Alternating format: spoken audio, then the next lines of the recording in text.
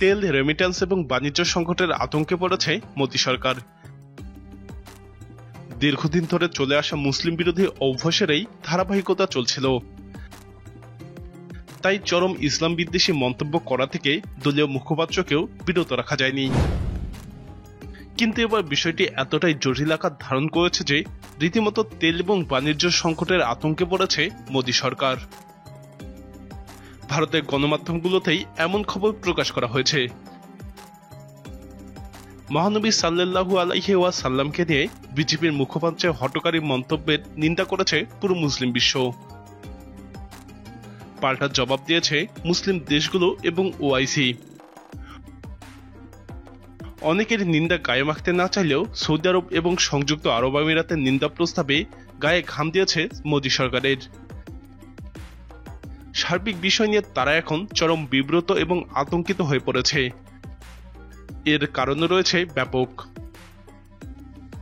Saudi আরব এবং আরব আমিরাত উভয় দেশেই ভারতের ঘনিষ্ঠ বন্ধু তালিকায় ছিল।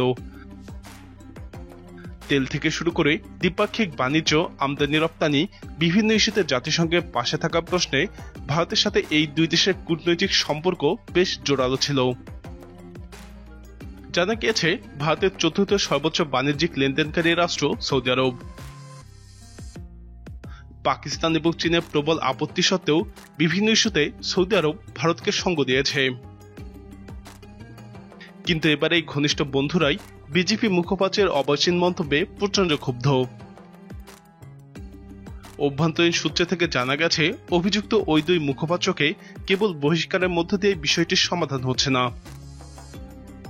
সৌদি আরব এবং আরব আমিরাতের সাথে ভারতের বিশাল বাণিজ্য রয়েছে। এর সাথে রেমিট্যান্সের বিষয়টিও জড়িত। তাই সৌদি সহ উপসাগরীয় দেশগুলো কোনো কারণে বিগড়ে গেলে ভারতকে পড়তে হবে মহাবিপাকে।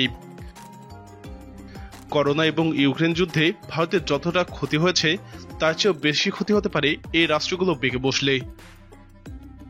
অর্থনীতিতে বড় ধরনের ধসের আশঙ্কাও রয়েছে।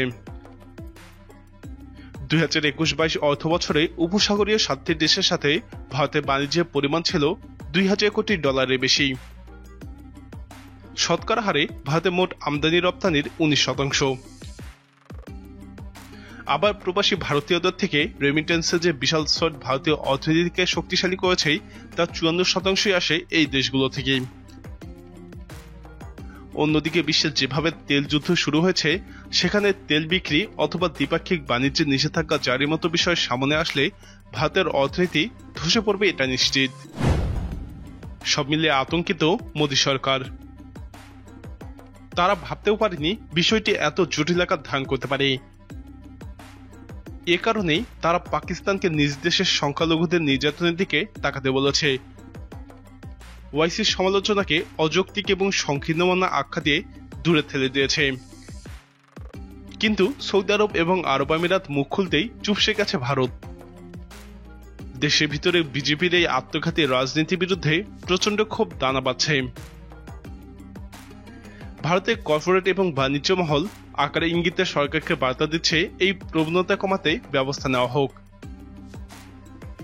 কংগ্রেস নেতা রাহুল গান্ধী সরাসরি বলেছেন দেশে বিভাজন তৈরি করে ভারত বন্ধু দেশগুলোর সঙ্গেও দূরত্ব তৈরি করে ফেলেছে। ধর্মনিরপেক্ষ ভারতে প্রবল হিন্দুত্ববাদী বিজেপির চোখ ছিল আগামী নির্বাচনের দিকে। ফলে স্বাভাবিকভাবেই দেশে এ ধরনের অনেক কিছুই দেখেও না দেখার ভান করেছে। কিন্তু পরিস্থিতি এখন নিয়ন্ত্রণের বাইরে চলে গেছে। এখন নির্বাচনের সাথে উগ্রপন্থাকে চলতে দিবে নাকি দেশের সাথে এই ধরনের আচরণ নিয়ন্ত্রণ করবে তা নিয়ে ভাবতে হবে বিজেপিকে।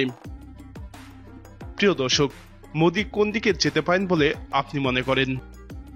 আপনার মতামত কমেন্টে জানান। নিয়মিত এরকম ভিডিও পেতে আমাদের চ্যানেলটি সাবস্ক্রাইব করে আমাদের সাথেই থাকুন।